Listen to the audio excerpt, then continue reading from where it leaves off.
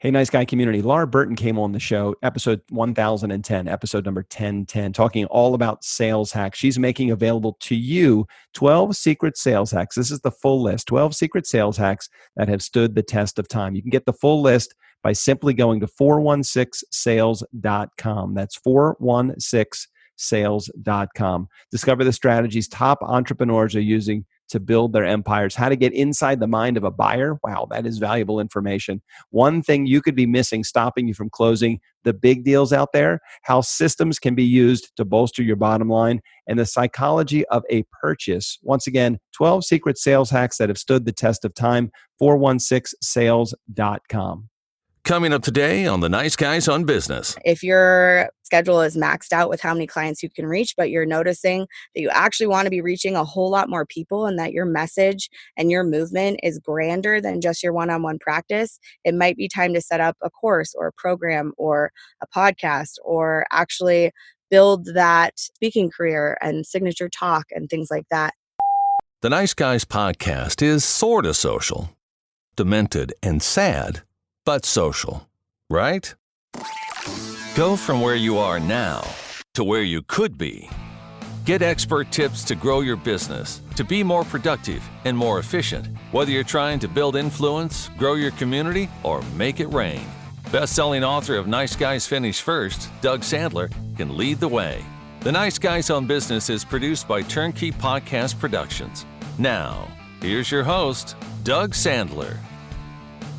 Nice guy community, you've heard me say this before. Some conversations are worth having twice. And today is one of those conversations. It's not because you've actually listened to the last time that our today's guest has been on the show. It's because I completely flubbed and I hit record, but I hit record and something happened and I don't know technology. So all I can chalk it up to is we were meant to be together for a second time. And the second thing I can chalk it up to is shit happens. So today shit happens. And I'm happy to have Molly here today. If you've listened to the show for any length of time, you know that I definitely have FOFM. That's FOFM, and that stands for fear of funnel marketing. Well, today's guest will get me and any of you over that fear. So Molly Mandelberg, she is the founder of Wild Hearts Rise Up and creator of Your Money Machine, the Wild Woman's Approach to a Heart-Centered Sales Funnel. I love this idea.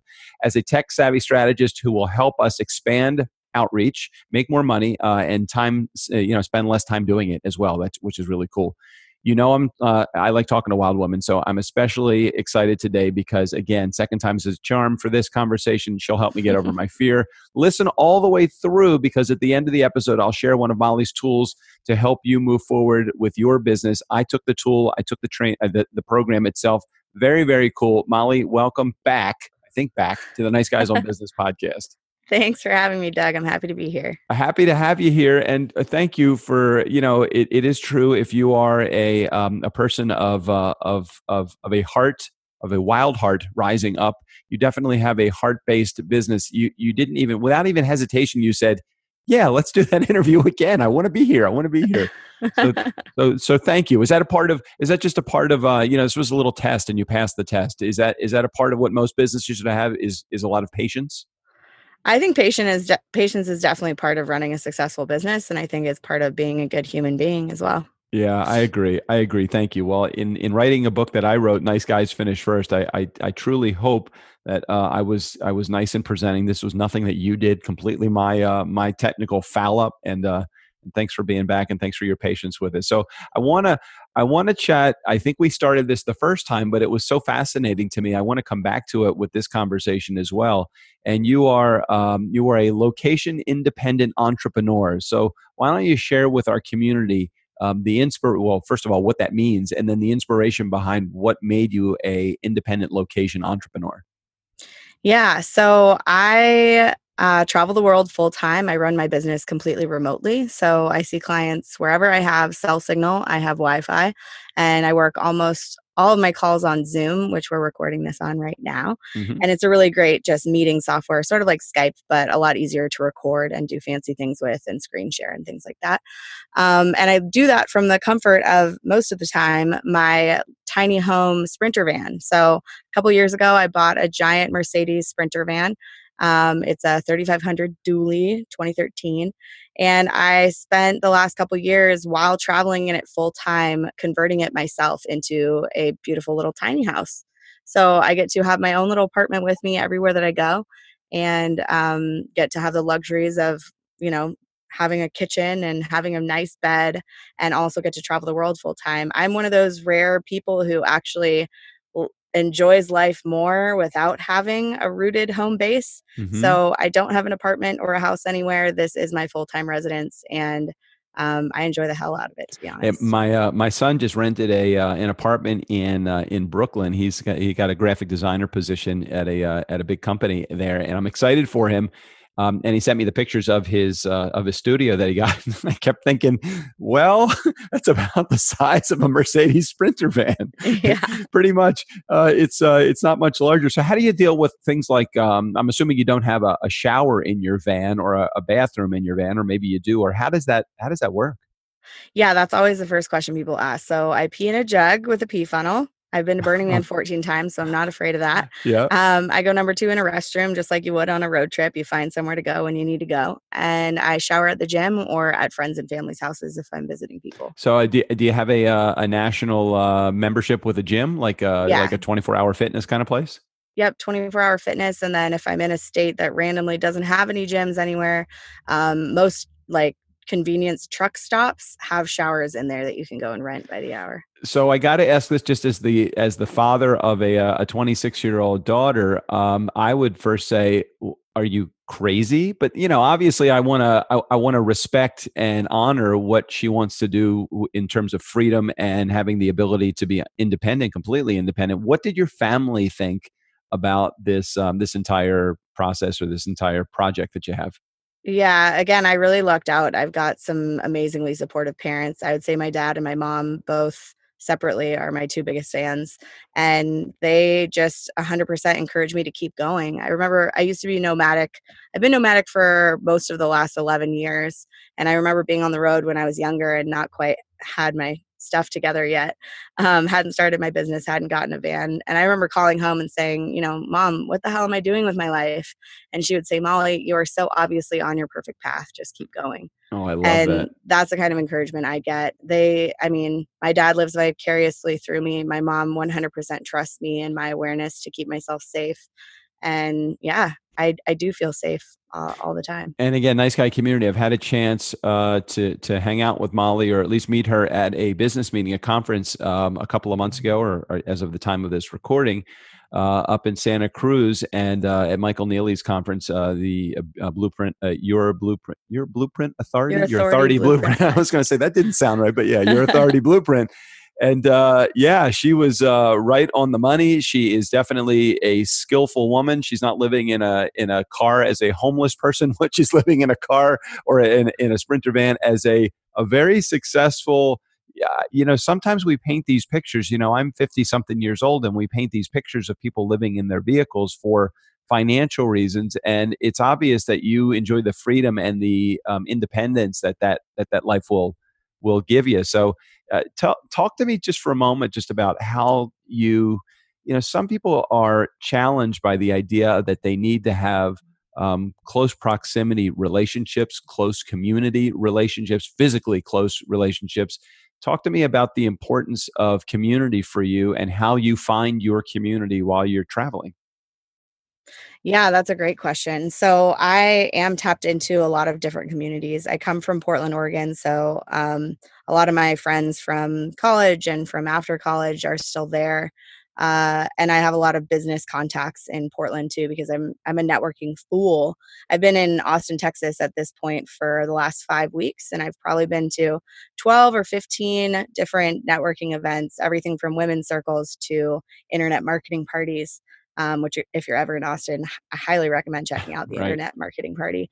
But I actively show up to connect with people. So I think sometimes when you're interacting with people in your everyday life, maybe you get lunch with them, maybe you see them at work, but how often do we actually take the time to really be in each other's lives and really connect and like get to know each other all over again all the time. So partly what I love about the way that I travel is I get to go and, park outside of my brother's house for a few weeks and really be in his life and play with his kids and get to know their daily routine and have my life run parallel to theirs for a little while. And I actually think it's honestly enhanced most of my personal relationships because I get to go and be in people's lives and not just come visit or be on vacation or have a drink now and then.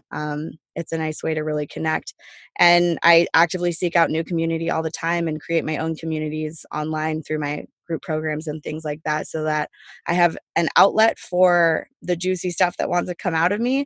And I have people who are there to receive and contribute back to me as well. So tell me about the relationship that you have with your business and your living model. Is there a connection between Wild Hearts Rise Up and your money machine and the way that you live, or is it just you look? Anybody can do this. If you don't have a family, let's say, that has to have kids in a specific school, you could do this as a family member too. Although it might be a little bit more challenging if you have a handful Yeah. of you living in a van. But talk about the Yeah. relationship between your business and your lifestyle. Totally. So I do first off know some families that have kids and do live in vans or big school buses or whatever. It's not mutually exclusive to raise your kids well and educate them and also travel if you want Mm-hmm, to. mm-hmm. It can actually be a great experience for an enriching experience for kids. But back to your question, I don't necessarily work with van lifers. Sure, some of them I have worked with in the past, but I work with anyone who wants to create more ease and freedom in their lives. So, coaches and holistic practitioners and emerging thought leaders, people who generally trade in wisdom and guidance, I help them set the right things up so that they can have more time freedom, more financial freedom, more ease with the admin tasks of their business so that they can spend more of their time actually being in the life they want to be living and doing the parts of their business that really light them up. So, me living this lifestyle is not necessarily me saying, hey, everybody should do van life and be a full time nomad. It's me saying, hey, you get to choose how you live your life. Yeah. And if we set the right tools up, that could be easy. It doesn't have to be a struggle. Oh, I love that. I love that. Yeah, it's not that this was just the way that Molly is choosing to live her life on the road, and she gets a charge out of that, and that's obvious through not only meeting her face to face, but listening to her now for the second time share this information on the on during an interview. But if you choose, as you're listening to this nice guy community, if that's not your thing, and that would be a turnoff to you, then that's where you won't invest your time or your energy. You're going to invest it in something else. Maybe your thing is you want to save enough money so that you could have a 7,500 square foot home, and it doesn't matter. Different strokes for different folks in this particular case. So I do love the fact that you get there through your own means. So tell me a little bit about some of the symptoms that someone would have before they say, I need to reach out to someone like Molly. What are they experiencing in their life right now in order to facilitate that catalyst that will get them to you? Totally. So I say I help people get off the time for money merry-go-round. So if you find that you're trading time for dollars every single point at which you're receiving money in your business, it might be time to start looking at leveraging. If your schedule is maxed out with how many clients you can reach, but you're noticing that you actually want to be reaching a whole lot more people and that your message and your movement is grander than just your one-on-one practice, it might be time to set up a course or a program or a podcast or actually build that speaking career and signature talk and things like that. So people who know that there's a bigger impact they're on this earth to make, but they're not sure how to add that to their already full schedule in serving their clients and in running their business. Also, people who are tired of doing the same things over and over, if you're still sending emails back and forth to get a appointment on your calendar, that is downright crazy. I know. I know. Yeah.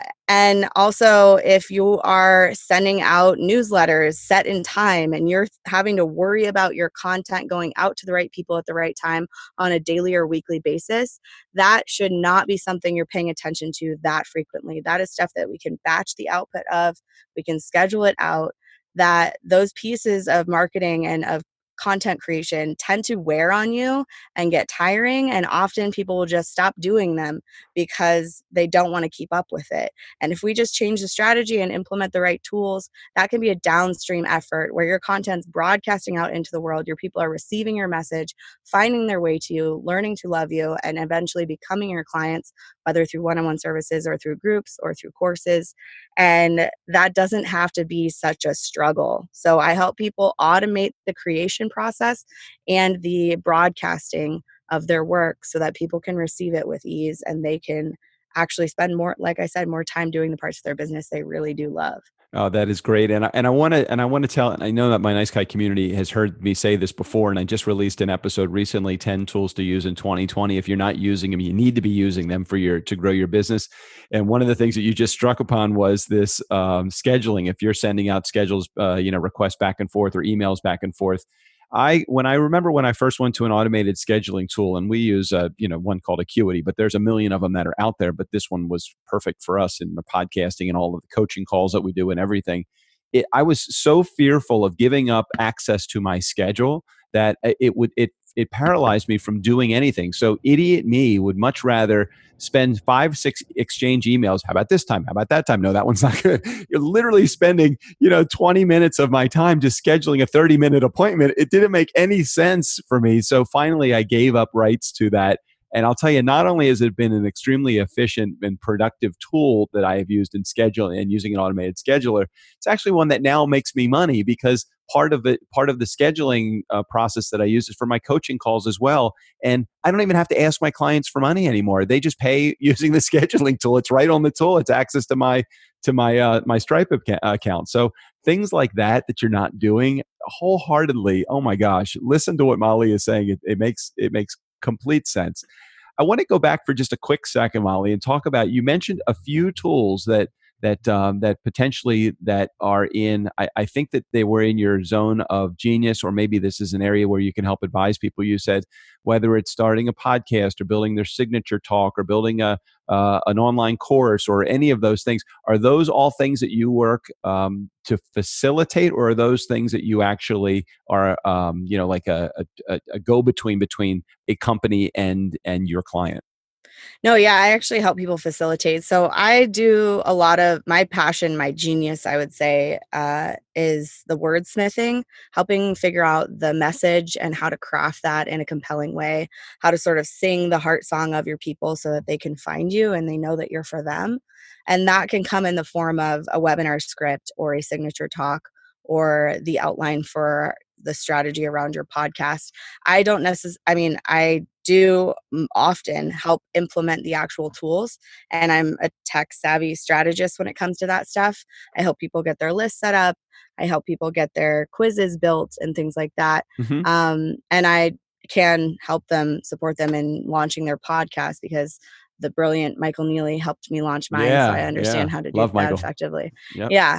But really it's the systems and processes behind all of that stuff too. So what new habits do we need to create so that creating content isn't such a struggle all the time? Do we need to sit down and batch that content, or, get your list set up in the first place so that you can send out emails at scheduled times or automatically when someone opts into something on your website? I would say more often than anything else, I help people set up their email list, make sure emails are going out. They're getting triggered the right way. They're getting people joining their list from their website automatically. And all that content is created so that they can actually nurture their people and build that relationship. But So, yeah. so tell me a little bit more about when I originally introduced you. I've had, and maybe the fear has subsided a little bit since taking a course from that conference where I met you with Michael Neely in where the heck were we? Santa Cruz. Santa Cruz. That's right. Where the hell? Where were we just a moment ago? In Santa Cruz, I took one of the online courses or one of the in-person courses. I flew to Vancouver to take Iman's course on building the ultimate funnel. And Yeah. what was great about it was I had such a huge fear of funnel marketing and building a funnel and doing anything funnel related. So maybe I'm too new at it, too green at it to really share with people what the purpose of a funnel would be, other than just knowing what it can do for me. So maybe can you Yeah. share like the different types of funnels, or maybe the different types of marketing that you can do with funnels, and just give me a one-on-one approach so my community can hear it? Yeah, the most basic version of a funnel is 3 parts. There's a part where someone opts in and says yes, there's a part where they receive content, and there's a part where you invite them to the next step. So, the idea of like a big, grand, beautiful sales funnel is these sort of series of those 3-part sequences. And I like to think of them like a lily pads on a pond. So, the first lily pad has to be kind of close to the one before it. It's got to be a small commitment, a small step for someone to take. For example, you wouldn't take someone from a Facebook ad to buying a $5,000 program because that would just be way too big of a leap. You have to Hmm. put some other lily pads into that pond so that they can make that journey over to the bigger program. And examples of that might be a free gift on your website that then they get the free gift. And in that email sequence or in the end of the free gift, it mentions, hey, by the way, you could buy this, low cost mini course or this, you know, ha- Hmm. this little simple session with me. And from that mini course or that simple session, you lead them to something else that maybe costs a little bit more. And you're guiding people down this journey of they're getting to know you, they're learning to like your content, they're starting to trust you a little bit more. And step by step, as you go down, this is why they call it a funnel. There's a lot of people that will say yes to the free stuff, and few people that are going to make it down all those lily pad steps to or across the pond, excuse me. Hmm. Don't That's want to right. mix all my metaphors up, but to the higher level program for $5,000, $10,000, $20,000, whatever the case may be. So the sales funnel can be as simple as just having a free gift on your website. Someone says yes to it, they give you their email address, they receive that free gift, and then you invite them to some low cost thing or free consultation with you. Hmm. And the more you start stacking those things together, the more complex and robust your sales funnel is going to be. Where do you find that most people, even within the funnel idea or even just in business alone, where do you find most people have their hesitation for moving forward to the next step, or to creating a lily pond that's a little bit bigger, or has lilies that are a little bit more prolific and able to easily get from one step to the other with your community? Yeah, I think the biggest mistakes are either putting those lily pads too far apart and asking people to take too big of a leap, or not lining the lily pads up enough so that it makes sense to go from one to the other. If you're making a free gift about, for example, how to heal heartbreak, and then suddenly you're selling them a program about, health and nutrition, those don't make sense to go next to each other. The person who opted into the first thing might not necessarily have any interest at all in the next thing. So starting to pay attention to what is the actual progression your clients are on and what would make sense for them to receive at the beginning of their journey and as the next step for that journey. And what are they ready to digest after that? And the brilliance of it is if you put surveys into all these steps, you can actually hear from them exactly what they want to learn next. And that then becomes something that's going to convert a lot better. Oh, that sounds like a great idea. I don't even understand the process of putting a survey in there. How would you even do that? I mean, I know there's probably some complexity involved, but is that through Oh, the? that could be as simple as asking in one of the emails, "Hey, will you reply to this and let me know what you thought of it and what you're looking at doing next in your business?" Oh Or no. it could be that part of the mini course, they receive a free 30-minute session with you, or they receive a free PDF for taking the survey, and that incentivizes them to go over. And it could just be a Google form where you're asking for their feedback. The $1,000,000 question is basically, what's next for you? In all of these tools and processes that you have put together, share something that might be extremely effective as a first step for someone that is, okay, I have a business idea. I'm thinking about putting this business idea together, but before I invest a lot of time, effort, energy, money in it, what would be a good first step? Is it building a list? Is it creating a sample of the product? Where would you take somebody? If somebody's just at that level of first starting out with everything, I would say go talk to as many people about what you think you want to do and get their feedback on how you're serving them first. If you already have a business and you know exactly who your audience is, then I would say absolutely get your list set up right now. Hmm. Because as soon as you start knowing exactly who your people are, then it's just a matter of how do you want to talk to them? How do they want to hear from you? And what kinds of content do you want to create so that you can build that relationship? But absolutely, a list is a hugely important step. And then figuring out how you're going to build that list. Are you going to go to speaking gigs and have people sign up on your list? Are you going to create Facebook ads that lead to a little free gift funnel? For me, the hugest list builder I've ever come up with, which I've created so many different kinds of free gifts, is the quiz. But I'm not sure if you want me to talk about. Yeah, absolutely. I was just about to share that because I was getting into okay, so this is what you have as a first step to people to get into your ecosystem. So why don't you share a little bit about the quiz, and then I'll explain that I'll wait till you're done, but I did take the quiz and it's really cool. I love it. So why don't you tell everybody about the quiz? Yeah, so I've tried blueprints and checklists and frameworks and video series and all these different kinds of opt-ins to see what would build my list. And then I started nerding out on gamification. And gamification is basically making a really fun, engaging experience for someone to interact with your content. And a quiz, which I'm sure all of you have taken quizzes online. Mhm. What kind of Disney character are you? What kind of fruit or vegetable would you be? These silly quizzes, you can also make one that's super engaging and gives you information about your client. It gives them the opportunity to learn something about themselves. And in the process, you get to start segmenting your list into different categories, different buckets, we call them, and interacting with those different buckets in different ways. So my quiz is called What Level of Thought Leader Are You? And it plays with 5 different archetypes from the major arcana of the tarot, because I'm a little bit witchy and woo-woo and I like to bring magic into my work. All right. Into my work. So people see those archetypes, and people who know them, my messaging and my languaging is pretty much speaking to those more spiritually minded women who are also in business as entrepreneurs. And in the process of the quiz, they get to learn what level of leadership they're at, what level of expansion they're at, what to look at once we know that they're in that phase, as far as how to expand, how to keep growing, what to be focusing on right now, and also what's the biggest pitfall, what's their sort of inner arch nemesis, so that they can keep an eye out for the thing that may be stopping them or limiting them or holding them back.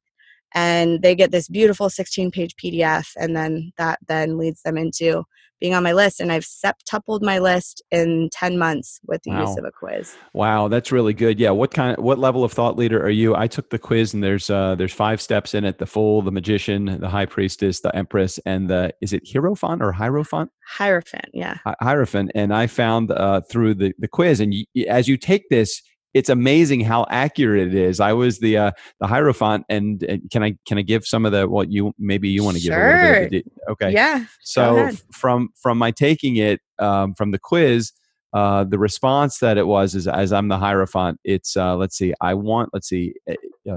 here's how I feel. My community is waiting for me to show up and share. And I look at this. I just had to take a note as I was taking the quiz, because I'm like, I'm going to forget that completely. But I got it now. Yeah, I always feel like as this person, as this thought leader, and I never consider myself a thought leader, although we always look at it and say, hey, you kind of are. I mean, we've done 1,000 some episodes of this.